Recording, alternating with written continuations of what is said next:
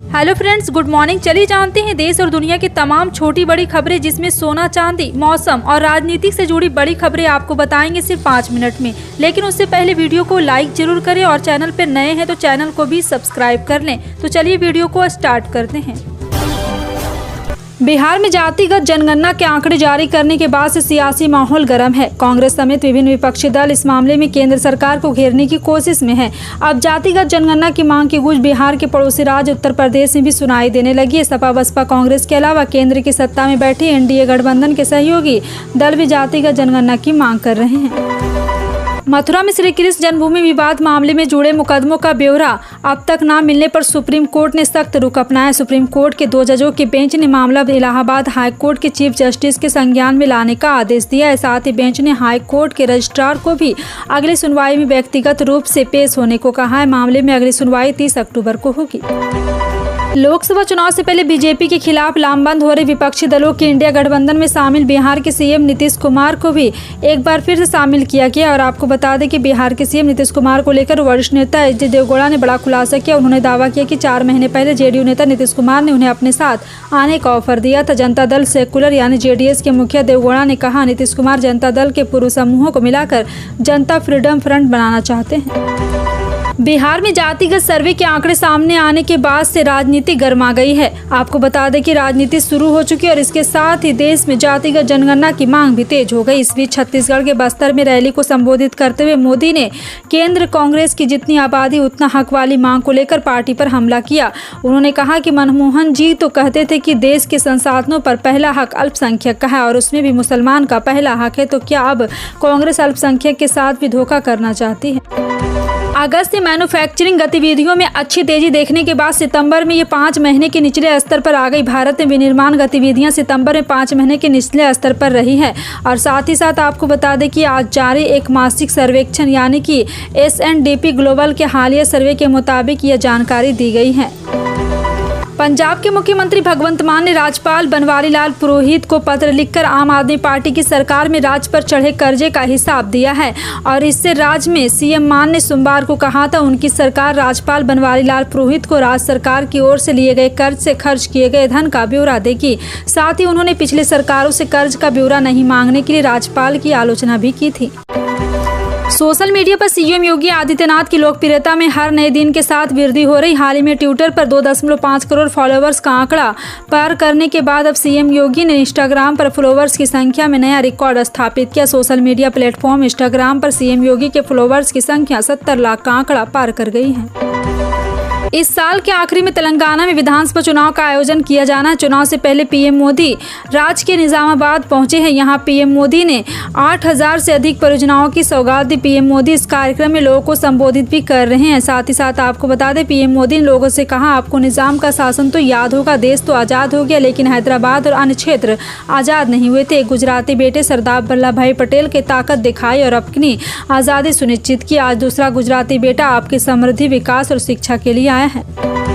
रूस और यूक्रेन की जंग को 1.5 साल से ज्यादा समय हो चुका है, लेकिन जंग थमने का नाम नहीं ले रहा है। अब तो यूक्रेन भी पलटवार करने लगा। नाटो देश के संगठन सहयोग से वह अब क्रेमलिन तक जाकर ड्रोन अटैक कर रहा है। हालांकि जंग की शुरुआत से ही रूस अपने आक्रामक तेवर बरकरार रखे हुए। यूक्रेन की सेना इसी कारण रूसी आर्मी के सामने हथियार डाल रही।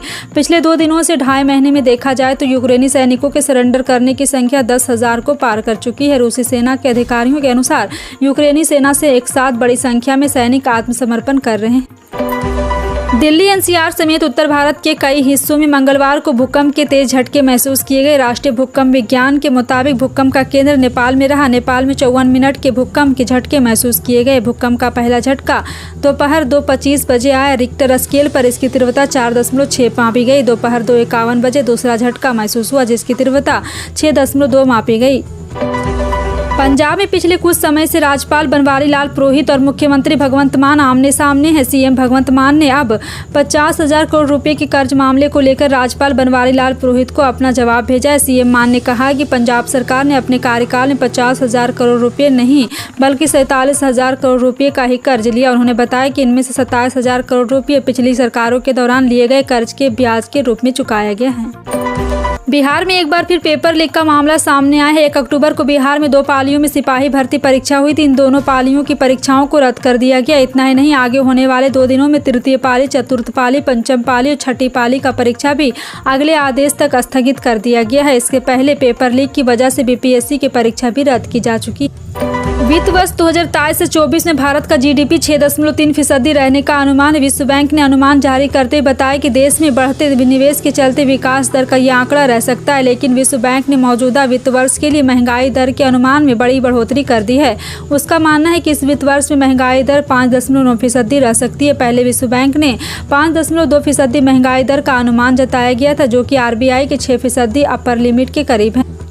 वंदे भारत एक्सप्रेस को तो जानते होंगे, यह आपके देश की सीमी और हाई स्पीड ट्रेन। इस समय वंदे भारत एक्सप्रेस में सिर्फ बैठकर यात्रा करने की व्यवस्था है। इस वजह से इसमें ज़्यादा लंबी दूरी कर चलना असंभव है। लेकिन आने वाले दिनों में इसका स्लीपर वर्जन भी पटरी पर आ जाएगा। इसके लिए रेल मंत्रालय ने ऑर्डर भी दे दिया है। आपको पता है कि स्लीपर वंदे भारत ट्रेन की क्या कीमत है? वंदे भारत एक्सप्रेस विकास भारतीय रेल के मैकेनिकल इंजीनियर की टीम ने किया है। जब इसे साल 2018 में बनाया गया था तो 16 डिब्बों के एक ट्रेन सेट की कीमत करीब 115 करोड़ रुपये पड़ी थी। बाद में अब जब से इस ट्रेन का प्रोडक्शन बढ़ा तो कीमत थोड़ी कम हो गई। लेकिन कोरोना के बाद मेटल एवं अन्य कमोडिटी कीमत बढ़ने की वजह से इसका दाम भी बढ़ गया है। उच्चतम न्यायालय ने मंगलवार को पूर्व आईपीएस अधिकारी संजीव भट्ट की 3 याचिकाएं खारिज कर दी। सुप्रीम कोर्ट ने कथित मादक पदार्थ रोपण मामले में निचली अदालत के न्यायाधीश के खिलाफ पक्षपात का आरोप लगाने के मामले को पूर्व आईपीएस अधिकारी संजीव भट्ट पर जुर्माना लगाया है। बार बार कोर्ट में याचिका दायर करने के लिए पीठ ने कहा, आप कितनी बार सुप्रीम कोर्ट गए हैं न्यायमूर्ति? और आपको बता दें कि एक याचिका में पूर्व आईपीएस अधिकारी ने पक्षपात का आरोप लगाते हुए कहा था कि इससे पहले एक अन्य पीठ ने 10 मई को भट्ट की एक अलग याचिका खारिज कर दी थी।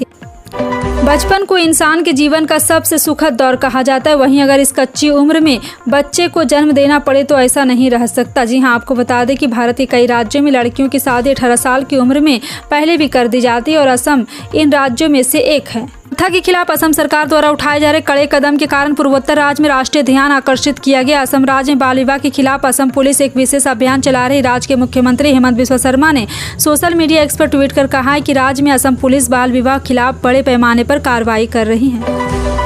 जाति जनगणना के बाद इंडिया टीवी सीएनएक्स का ताजा सर्वे सामने आया है। ये सर्वे 12 राज्यों के 48 लोकसभा सीटों पर किया गया। दरअसल बिहार में जातियों की गिनती हो गई और अब पटना में ऑल पार्टी मीटिंग भी शुरू हो चुकी है। नीतीश कुमार, तेजस्वी यादव, विजय सिन्हा, जीतन राम मांझी समेत सभी नेता जातिगत सर्वे का डाटा देख रहे हैं। इस पर विश्लेषण हो रहा है। लेकिन इस जाति की गिनती का साल 2024 के चुनाव में क्या असर पड़ेगा? बिहार की जाति सर्वे तो हो गया, लेकिन इस सर्वे का आगे क्या होगा, ये जानने के लिए इंडिया टीवी सीएनएक्स का सर्वे भी किया गया है। प्रधानमंत्री किसान सम्मान निधि योजना की 43वीं किस्त के किसानों के अकाउंट में आ चुकी है। जी हां, आपको बता दें कि अब देश के करोड़ों किसान 15वीं किस्त का इंतजार बेसब्री से कर रहे हैं। अगर आपने भी केवाईसी नहीं कराया है तो 15वीं किस्त अटक सकती है। बहुत से किसानों को 14वीं किस्त के पैसे फंसने की खबर सामने आई थी। इससे कहा गया था कि कई किसान ने केवाईसी नहीं कराया, जिसके वजह से किस्त की रकम फंस गई। सरकार ने केवाईसी कराना अनिवार्य कर दिया है। इसके बिना सरकार किसानों के बैंक अकाउंट में पैसे नहीं भेजेगी। भारतीय सराफा बाजार में 3 अक्टूबर 2023 को सोना और चांदी सस्ता हुआ। सोने की कीमत अब 57,000 रुपये प्रति 10 ग्राम से कम है। वहीं चांदी का भाव 67,000 रुपये प्रति किलो से अधिक है। राष्ट्रीय स्तर पर 999 शुद्धता वाले 24 कैरेट के 10 ग्राम सोने की कीमत 56,577 रुपये है, जबकि 999 शुद्धता वाली चांदी की कीमत 67,113 रुपये है। India Boolean and jewellers association के मुताबिक शुक्रवार की शाम को 24 कैरेट का सोना 57,719 रुपये प्रति 10 ग्राम था, जो आज सुबह 56,577 रुपये पर आ गया है। इसी तरह शुद्धता के आधार पर सोना और चांदी दोनों सस्ते हुए हैं। बिहार में पिछले कुछ दिनों से मानसून मेहरबान है। यहाँ पिछले 2 दिनों में अच्छी बारिश हुई। कुछ जगहों पर तो रिकॉर्ड तोड़ बारिश दर्ज की गई। नवादा, रोहतास, गया, समस्तीपुर, नालंदा, औरंगाबाद में तो 56.6 मिलीलीटर से 101.2 मिलीलीटर तक बारिश दर्ज किया गया। सबसे ज्यादा नवादा के हिसुआ में 101.2 मिलीलीटर, इसी जिले के रजौली में 84.4 मिलीलीटर बारिश दर्ज की गई। इसके साथ ही बारिश की वजह से बिहार में मौसम का मिजाज बदला है। लोगों की चिपचिपाहट वाली गर्मी से राहत मिली है। बात बिहार की राजधानी पटना की करें तो यहाँ सुबह से बादल छाए हैं। दोपहर बाद यहां बारिश की संभावना हो सकती है। प्रदेश सरकार ने राशन कार्ड की केवाईसी कराने के लिए उपभोक्ताओं को राहत दी है। जी हां, आपको बता दें कि केवाईसी अंतिम तिथि 31 अक्टूबर तक बढ़ा दी है। जिला नियंत्रक खाद्य नागरिक आपूर्ति और उपभोक्ता मामले 16 नरेंद्र कुमार धीमान ने बताया कि उपभोक्ताओं को नजदीक के डिपो में जाकर आधार सत्यापन करवाना होगा। उन्होंने कहा है कि उपभोक्ताओं को अपना आधार कार्ड, राशन कार्ड उचित मूल्य की दुकान में लेकर जाना होगा। उपभोक्ता प्रदेश के किसी भी जिला या किसी भी उचित मूल्य की दुकान में आधार कार्ड तथा राशन कार्ड के साथ आधार सत्यापन करवा सकते हैं। उन्होंने जिले के सभी राशन कार्ड धारकों से आग्रह किया है कि वे 31 अक्टूबर तक आधार सत्यापन सुनिश्चित करवा लें। अक्टूबर के महीने की शुरुआत के साथ ही हल्की ठंड ने दस्तक दे दी है, लेकिन गुलाबी ठंड के साथ ही देश की राजधानी दिल्ली में प्रदूषण की समस्या साथ लेकर आती है। ऐसे में दिल्ली सरकार समय से पहले ही एक्टिव हो गई। दिल्ली एनसीआर की वायु गुणवत्ता यानी कि एयर क्वालिटी खराब न हो, इसके लिए केजरीवाल सरकार ने विंटर एक्शन प्लान तैयार कर लिया है और commission for air quality management ने भी 1 अक्टूबर से ग्रेडेड रिस्पॉन्स एक्शन प्लान लागू कर दिया है। फिलहाल आपका इन सभी खबरों पर क्या कहना है, कॉमेंट सेक्शन में टाइप करके जरूर बताएं।